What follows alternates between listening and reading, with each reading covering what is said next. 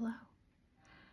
Welcome to my masterclass, Successfully Surviving Your First Year, maybe it's not your first year, in the classroom if you're a military veteran who suffers with anxiety, but you decided to become a classroom teacher anyway.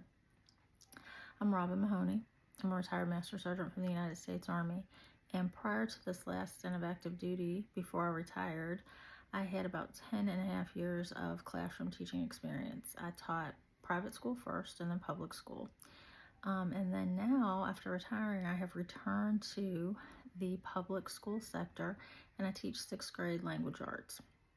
So I do have just a little bit of insight into this whole crazy world of education. And so I wanted to put together a brief course, something short and sweet, to just kind of help you navigate possibly your first year in the classroom, or if you're coming back and you've been in the classroom and you're having a few challenges, especially if you suffer from anxiety, just managing your own anxiety as well as all the crazy energy in your classroom, no matter what grade you teach. So hopefully you'll find this course to be of value.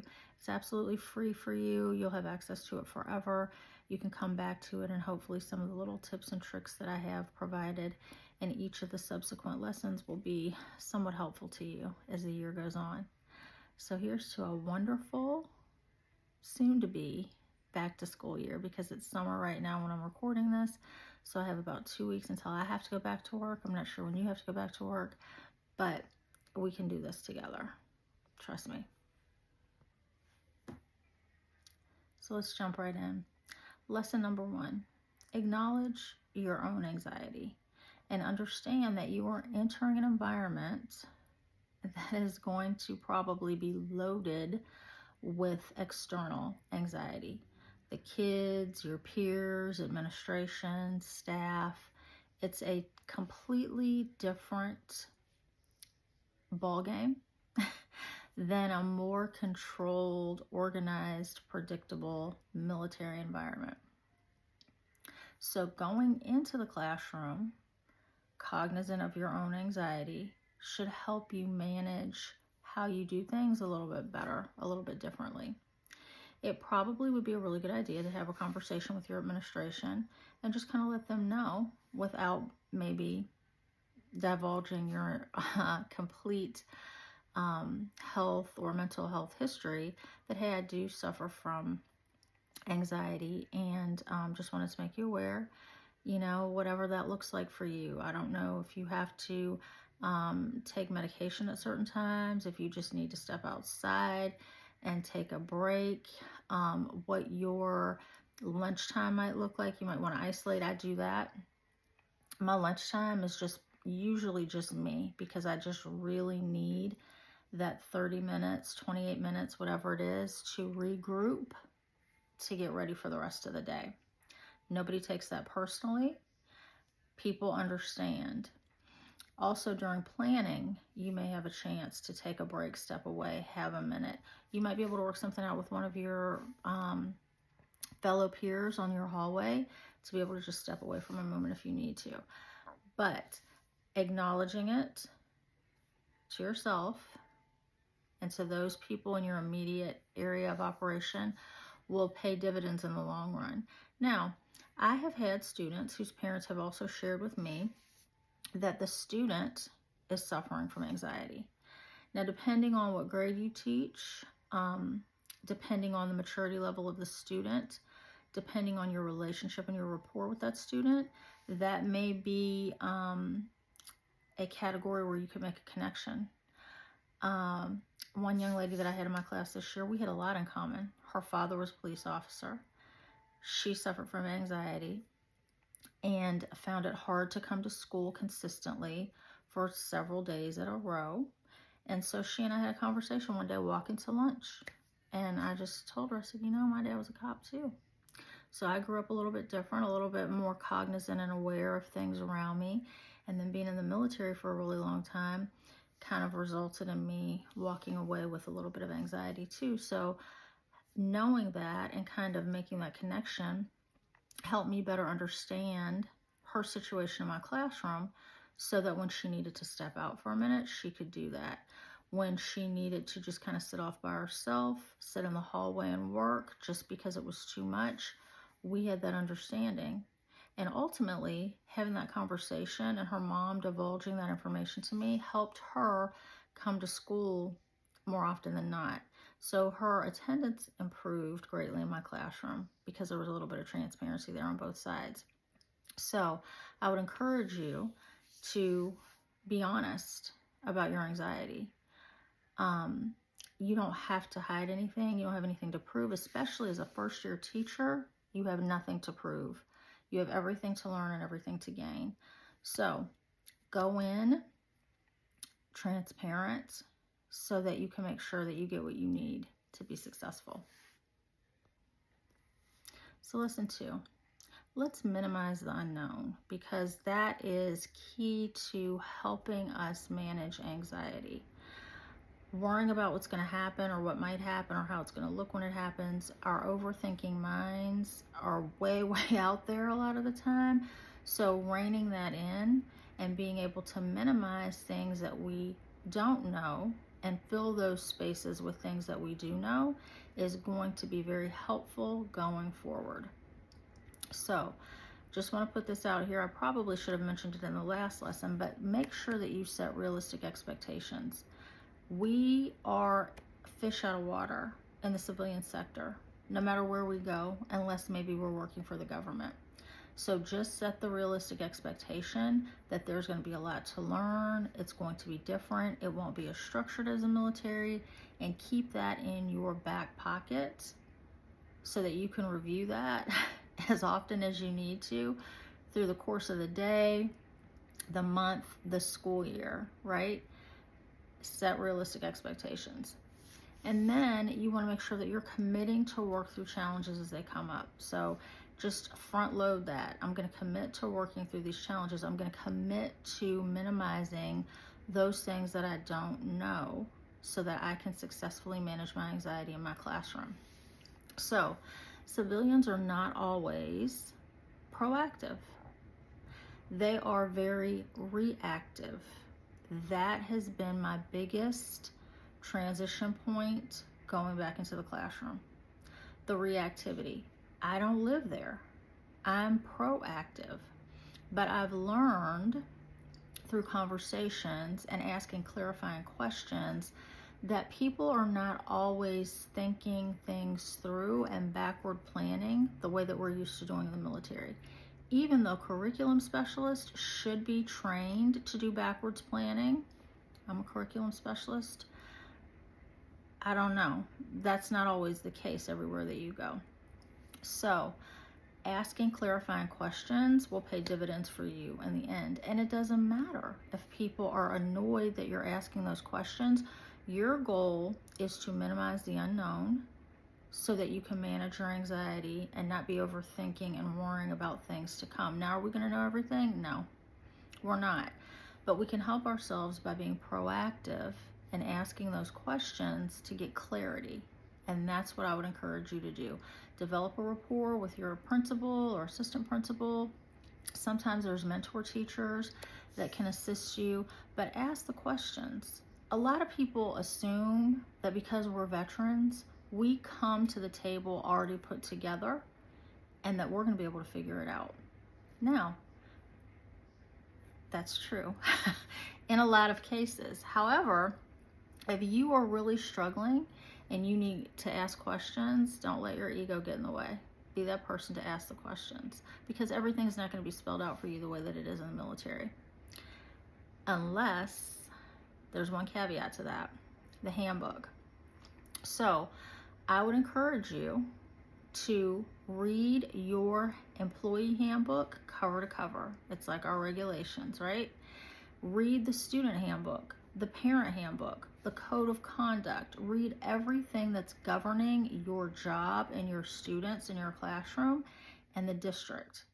Now, in Texas, they also have the Texas Penal Code, which I would encourage you to read because there are things in there that are referenced in the Student Code of Conduct in the Texas Penal Code. So We already know parents and students are reading, maybe, possibly glancing, looking through, but not really internalizing everything in those codes of conduct, and then just blindly signing that they're in agreement.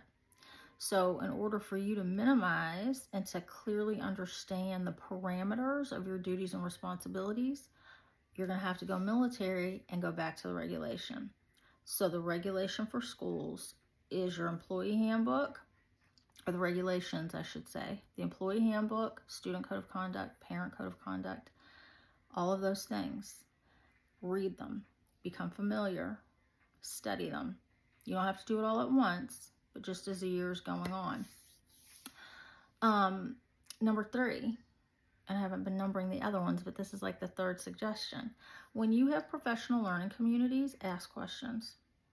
Because what happens is, if you're the new teacher in the room, people are going to continue conversations like they've been having for years. And if you don't stop the conversation and ask for clarification on acronyms,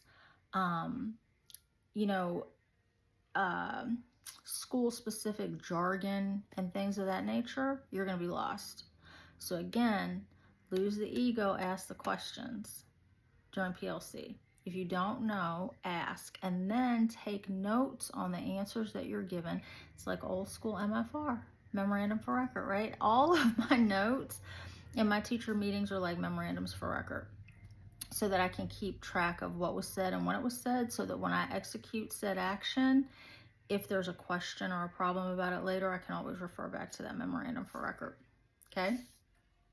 And then I mentioned briefly, some districts have mentor teachers for new teachers, others don't. But take advantage of that person for things like grading. That was one of my biggest things too. Like, nobody talked about how to work the grading system until it was time to do grades. And then there was a suspense on when grades were due. And so that triggered a lot of anxiety, because, hey, if you would have mentioned this to me ahead of time, or I would have known about it, I could have been working on my grades as I went. I could have been learning the system. And then when it's time for grades to be due that first time, I wouldn't be so anxious about it. Humble yourself and ask the questions. There is no dumb question. And if you can't get your questions answered from the people that you're seeking help from, use a chain of command. Open door policy, go next level. We know how to do this. We know how to navigate to get the information that we need. We just need to transfer those skills to the classroom, school environment. And it's completely practical and it's completely doable. Trust me, you'll get it. Lesson number 3. Let's talk about creating systems to stay organized. Okay? In the military, we understand processes and procedures for the most part. They are seamless and they are in place unit to unit as we move, right? Now, some things will require a little bit of tweaking. Some things have their own little nuances, but for the most part, the bigger systems are already established. So you have a choice. You can go into your district, your school, your classroom, and you can learn what systems they have in place. Now, I personally did not find a lot of systems in place. There were a lot of actions that people were taking, but there was no real system. So I had to create systems for myself to stay consistent, to stay ahead of the game. It was a lot initially, but now that my systems are in place, I'm good. So you're going to have to get in and develop a battle rhythm of systems and structures, if there are none, in the absence of them. So I guess what I'm trying to say is, like, if they have systems that work, if it's not broke and you can get with it, don't reinvent the wheel. If there are no systems or they're not efficient systems, you already know. Get in, observe, check it out for a little while, see where you can suggest overall adjustment. And if that is not well received, you make the adjustment for you. because this is about you being efficient, confident, and able to manage your anxiety in your classroom. So do what makes sense for you, as long as it's legal, moral, and ethical. Okay? Try to, as much as possible, be proactive. Now, like I said, in my environment, they're not very proactive with a lot of things. However, the things that they are proactive with, those tasks I execute as I receive them. So the worst thing you can do is to allow things to start piling up, whether that's grading papers. I teach English, so I have a lot of grading to do. I don't assign, for the most part, anything complex that I'm not going to grade. So keeping that in the back of your mind too, and understanding what you can stay on top of and what you can't. Because the worst thing for those of us that suffer with anxiety is to have a million things to do and the inability to figure out the time to do them in an efficient, effective, productive, professional manner. So try to stay ahead of the game and attack tasks as they are assigned to you. Okay? Organize your family first. So for those of you that don't know my story, I was AGR and the Army would not approve my terminal assignment. I have legal guardianship custody of my 2 young grandchildren, and I was requesting terminal assignment in a certain location and they didn't give it to me, and that did not work for what I was trying to do as far as keeping my family scenario together. And so my significant other is also active duty, AGR. We were different CMFs, and so and I was also a master sergeant, and so they had plans for me to go elsewhere. You know, our positions were limited. I was information technology, so and he was finance. So the Army, in all of its grandeur, could not find it within itself to just allow us to be stabilized in the same location. And so I elected to retire, take my reserve retirement, and then, go back into teaching. So there's no way in the world that I'm going to let any other profession come before my family. So organize your family as a priority. You're going to be given sick leave, personal leave. Use it. They're going to offer incentives. Our district offers incentives for teachers to not be absent. They offer cash incentives for you each semester. My time is valuable. Like, there's no price tag on my time. I'm not going to miss birthdays. I didn't do it when I was on active duty unless I absolutely had to. I'm not going to make my grandkids go to school when they're sick. So if they're out, I'm going to have to be out. Things like that. Prioritize and organize your time and priority for your family. Don't lose sight of that. Now, if you're single, you might be able to have that perfect attendance and get some of those cash bonuses, rewards, incentives for being there every single day. But if you do have a family, don't let this civilian entity change your priorities. Now, if that's not your priority, I'm not telling you what to do, but just want to put that out there. Then in the whole grand scheme of things, in the back of my mind, my family comes first. There's certain things that I'm not going to compromise, and I don't. And that helps me manage that anxiety. Another thing that I do, and I would encourage you to do to help stay organized, is to get to work early. We're up anyway. I don't know very many people who have retired that all of a sudden have started sleeping until like the last minute to get up and go to work. Now, maybe some people, but my internal clock is set after 24 years of getting up at 0 dark 30. So the earlier you can get there and kind of have a minute to breathe and get set for the day, that helps me. Sometimes I stay just a little bit later to prep my room for the next day, which also helps me just in case something happens and I'm running a little bit late. I leave everything on my board for the next day. I make sure that my last period class adjusts my desk. Things are wiped down, put away, cleaned, so that when I walk in, I can have a very mellow morning, and I can offer that mellow morning energy to my students. So if you can get there early or stay a little bit late to get things done, to alleviate you having to bring home papers to grade, to alleviate you having to bring home papers on the weekend, do those things. Like, use that little bit of time just to get ahead. And once you get into the habit of doing all those things that we normally do, being very proactive and intentional about your time, about your organization, about your lessons, the easier it's going to be for you to navigate this system.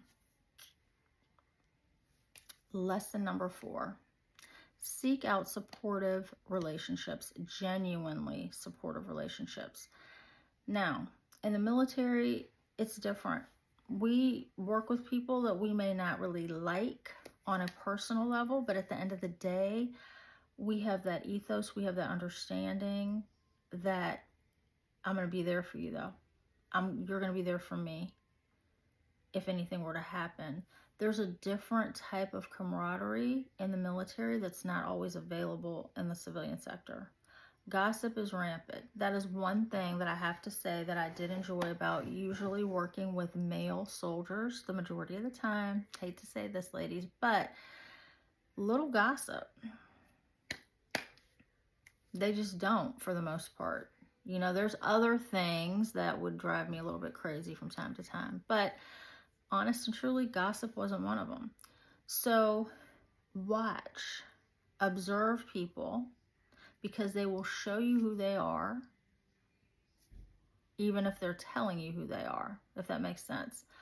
Words are words, actions are truth, if that makes sense. So some people will show you who they are. You don't have to go along with everybody.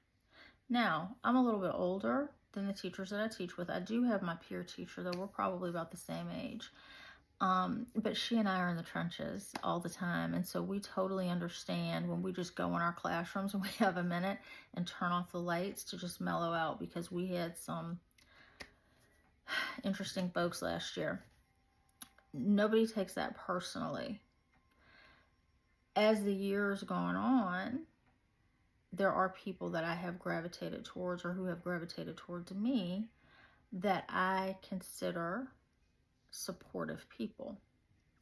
Now, you don't have to broadcast that, hey, I don't want to be bothered with you because, you know, you gossip, or I watch you do this, that, or the other, or your work ethic's this or that. You don't have to do all that. You just need to feel it out and make sure that you have some supportive relationships, because teaching is difficult. If you're on a team, so you know you have 6th grade teams, so there's a social studies teacher, a science teacher, and a math teacher, and myself. We share students. So we have to be able to professionally communicate. No problem. But do I have to eat lunch with those people every day if they sit around and talk about people and talk about kids in ways that I don't want to hear it? No. But do we work well together? Yes, we can work together. But it's nice to have a friend. I have a girlfriend who teaches PE. But I knew we would be friends anyway because Leilani's in sports, and so I was going to be spending a lot of time with this person. So thank goodness she's a good person. She's a genuine friend to me. But I'm kind of a lone wolf. Everybody's not like that. Some people are a little bit more gregarious and outgoing. I'm selectively gregarious and outgoing. So I choose those relationships. Doesn't have to be teachers. You could have a relationship, you know, professional relationship with somebody in admin. You could have a professional relationship with a custodian. You could have a professional relationship with a secretary. The nurse and I are friends. It's just observing and trying to find those relationships that are going to help benefit you and support you and encourage you as the year goes on. Not ones that are going to tear you down and create even more anxiety than you already have dealing with the kids. So you've got to be selective, and it's a little bit more intentional in the civilian sector because you do get to decide who you deal with and on what level. You're not deploying with these people. You're not going to be, it's not a scenario where you may end up having to live with them someplace in an austere environment for 6 months to a year. It's not that deep. So you do have the freedom to choose. And that in and of itself can be very supportive in managing your anxiety. Choose wisely. Lesson number 5, set realistic expectations for your students. So, I don't deal in excuses. I teach accountability. I'm teaching for them to learn, and I'm teaching problem solving. They're 6th graders. They're not going to execute like a private or like a sergeant. I have to explicitly teach them, coach them, scaffold them, mentor them, and release them. That takes a year. That's why the whole theme of my classroom is a marathon. Plus, I love Nipsey Hussle. So the marathon continues. It's not a sprint. The school year is not a sprint. It's a marathon. So I have to have realistic expectations. And a lot of times, parents are going to feel like your expectations are not realistic from their bird's eye view of being the parent. You're the educator. So there's going to be a difference. But I would encourage you to just set really realistic expectations from your kids and for yourself. What can I handle during the course of the day? What can I effectively, efficiently do in the course of a day, in the course of a week, in the course of a month with my students? Only you're going to know that. No matter what admin tells you, no matter what guidance tells you, no matter what parents tell you. You're in the room every day. You know your students' abilities. You know your students' willingness to cooperate. So having the ability to do and having the desire to do are two different things. You know that better than anybody. So have those realistic expectations and be willing to stand on them, because I'm not going in with expectations down here. I'm going in with expectations up here. But I'm going to help you get here because I know how to do that if you'll work with me. Okay? And then from everybody else too.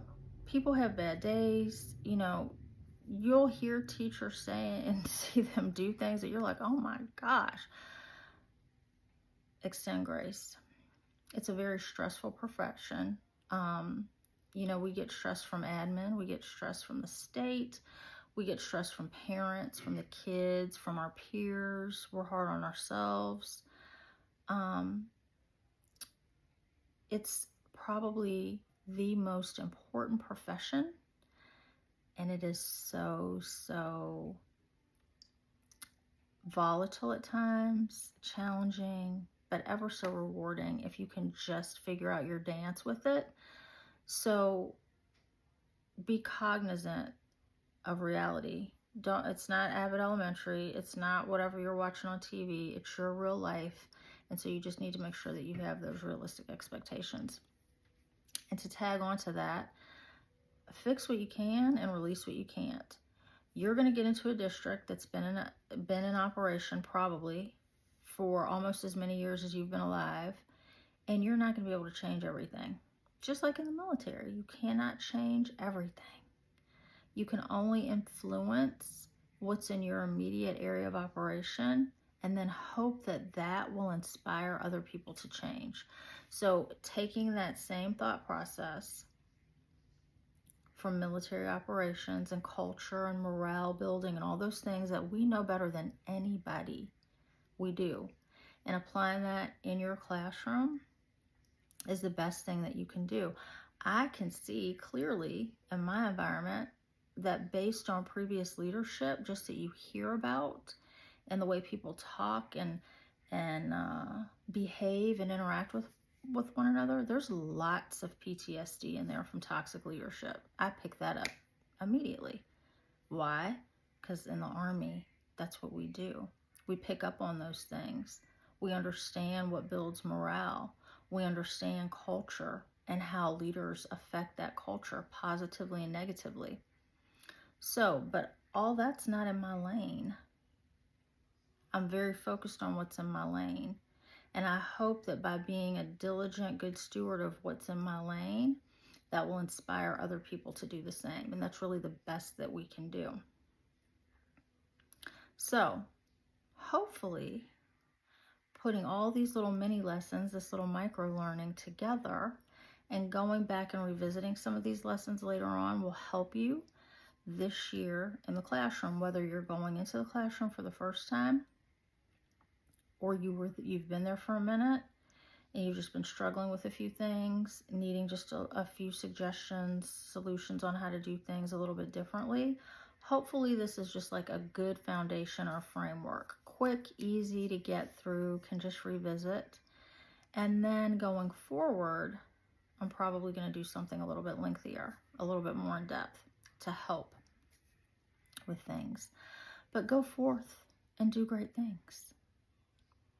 Protect your kids, teach your kids, and inspire your colleagues to do better.